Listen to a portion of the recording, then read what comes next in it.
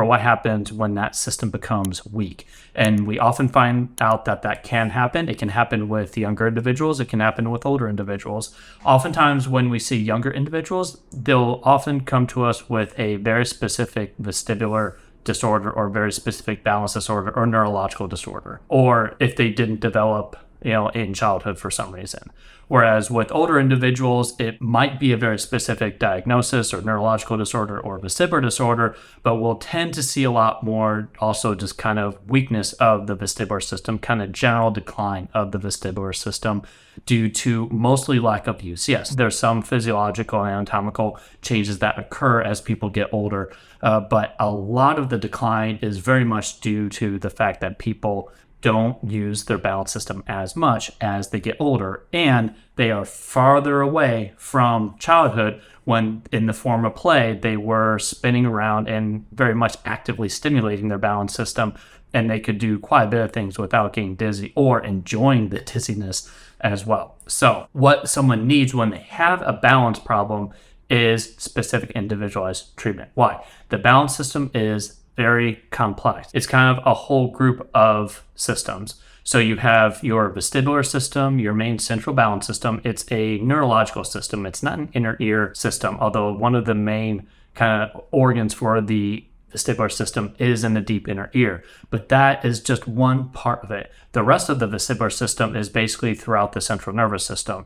It goes to the brainstem, the cerebellum, and throughout parts of the cortex, and then all the way down the spinal cord and back up. And there's relay stations basically in the brainstem, and of course important feedback from the cerebellum and the cortex as well. And all this goes together to allow us to balance. But we also have to get what we call sensory information from our legs. So what's the sensory information?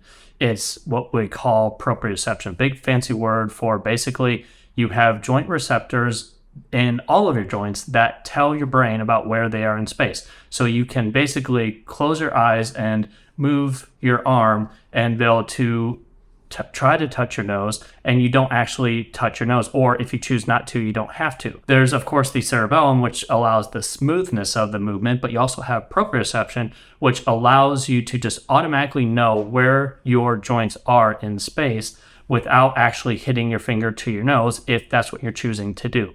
And so this is a very specialized sensory mechanism, and that information goes up to our brain. Now, of course, we have these receptors in the joints of our legs, and those receptors in the joints of our legs basically tell our brain about where we are in space, and that allows our legs to just automatically know where they are. You can think of an athlete, let's say a wide receiver, and they're running to catch a ball, and the legs are flopping all over the place, going over and across, and the legs are all over the place, and the wide receiver is focusing on catching the ball.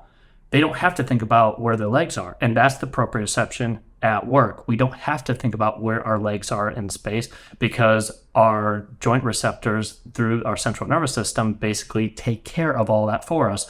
It is automatic. We don't have to think about it. So very basic real life things, if you're not a wide receiver, it's the stepping up on curbs and stepping down curbs. It's going up slopes. It's climbing stairs.